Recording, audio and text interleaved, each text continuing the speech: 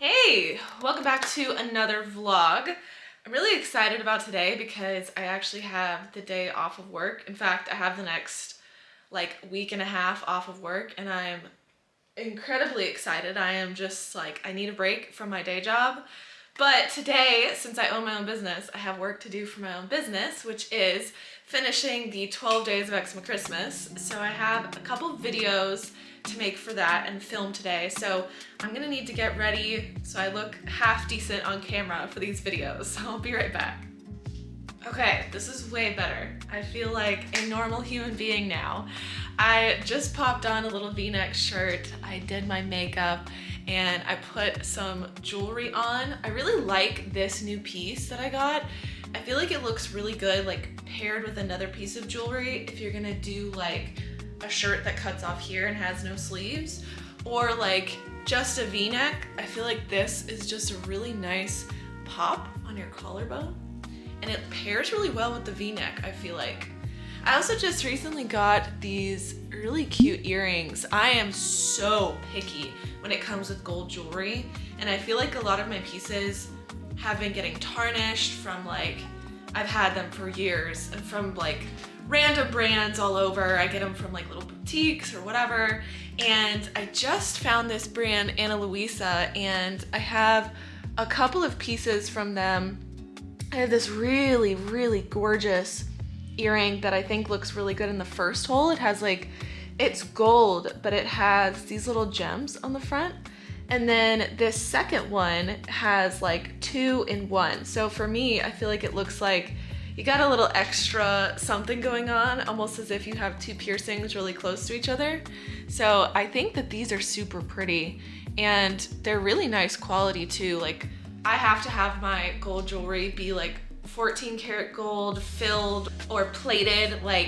I am not a silver person at all, and I feel like Ana Luisa has these really nice gold pieces, and they're not that easy to find. And they're not that easy to find at such a nice price, because sometimes when you want a piece of nice gold jewelry, they want you to pay $300 for the tiniest little stud that goes in your ear. So these are pretty darn affordable, and it's really cool because they're having an end of the year sale. So everything's 10% off across the whole store. And then I think there's a couple pieces on the store where it's 60% off. So I don't know. I definitely needed a couple new pieces before the end of the year. I ran out of all my jewelry. So go check them out. I'll have a link in the description down below. And thank you to Ana Luisa for gifting me these items. But now I think it's time to go make some French toast, and I'm sure my cats want to see me. I feel like if I'm in my room too long, because my cats aren't allowed in my room, they get kind of antsy. So I bet you anything they're right by the door, and if they're not, I'm gonna be surprised. Yep. I know, guys, I've been gone. There's the other one. I've been gone too long. We're gonna go make some French toast.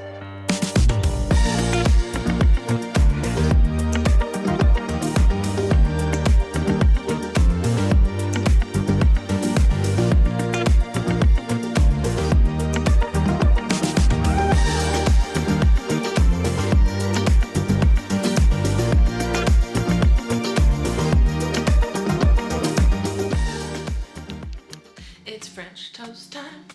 It's French toast time. We're gonna make some French toast, 'cause you're a friend of mine. The first thing we're gonna do is I have some wild frozen blueberries, and the first thing I did the other day, because I made this recipe the other day, is I'm gonna put these wild blueberries on a plate and add a little bit of stevia, and I'm gonna heat it in the microwave for 30 seconds. The next thing we're gonna do is take Liberated Specialty Foods coconut bread.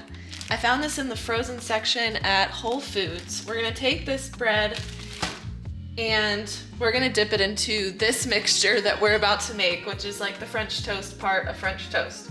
So I have 1 organic pasture-raised egg. I'm gonna add olive oil to a pan that's right here. And then I'm gonna put it on medium-low heat.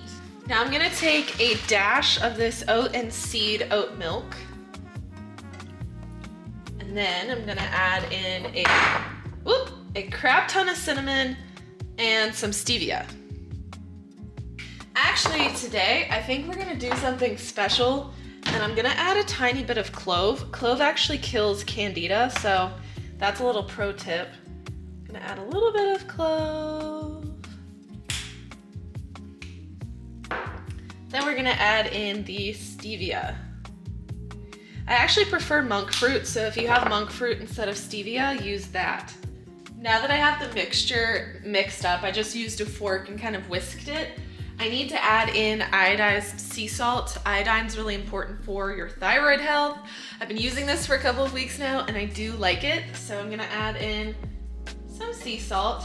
I find that when I make French toast, I have to exaggerate all of the seasonings because when it ends up getting cooked, I feel like it doesn't have a whole lot of flavor by the time that I start eating it. So I've been trying to add like a lot of flavor into the mixture so that it tastes pretty good when I'm like eating it. So, okay, really quick, I want to take my fork and mash some of these blueberries that we were messing with earlier.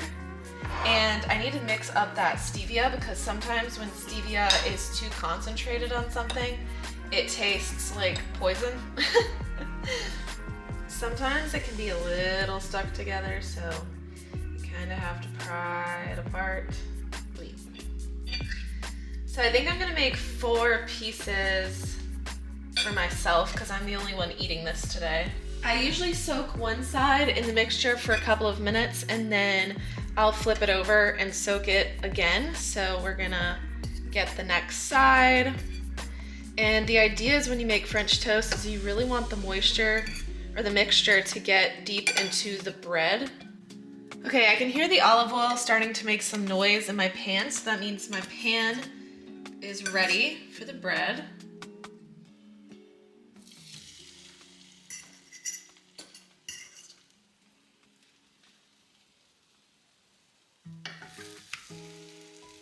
All right, well, we have the bread in the pan. We are gonna let that cook for about, I'd say 5 minutes each side, but depending on how hot your burner is, you're gonna have to just see. You don't want it to burn, but you do wanna make sure that the egg is all the way cooked. So just monitor that, and I'm going to chop some hazelnuts to add. And one thing about health in general, you have eczema, right? Probably if you're watching my channel. My mom deals with like issues with cholesterol, and so I've been diving into foods that help cholesterol, and pretty much across the board, nuts are really, really excellent for your health. So I try to add in unsalted, unroasted nuts where I can, and you can even soak your nuts, which makes them even more healthy for you. And I usually try to have organic nuts. So as long as your liver is pretty healthy, you can eat things like hazelnuts. Nuts tend to be high in like salicylates, so you might not get away with eating nuts if your liver is overworked. So let's chop these hazelnuts.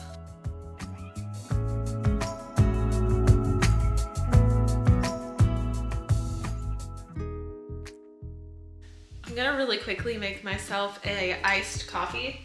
So when you have eczema, you would have to have decaffeinated coffee. So this is decaffeinated coffee that was decaffeinated with the Swiss water method.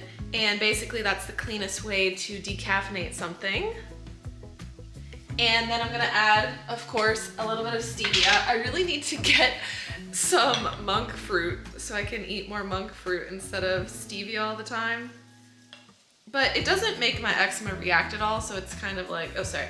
I'm basically just pouring this into here, seeing how thick I want it to be. I went through a period of time where I had hydrogen sulfide SIBO and I could not even have decaffeinated coffee because it was too rich in sulfur and made my gut react really bad. Now I'm gonna add some ice and water. Voila! We have a cute little iced coffee. I try to drink it with a straw so I don't stain my teeth. You know, it's a thing, okay? So I have a little cute iced coffee and my French toast is almost done. I actually turned off the heat while I was making my iced coffee so it wouldn't burn, but now it's time to plate it.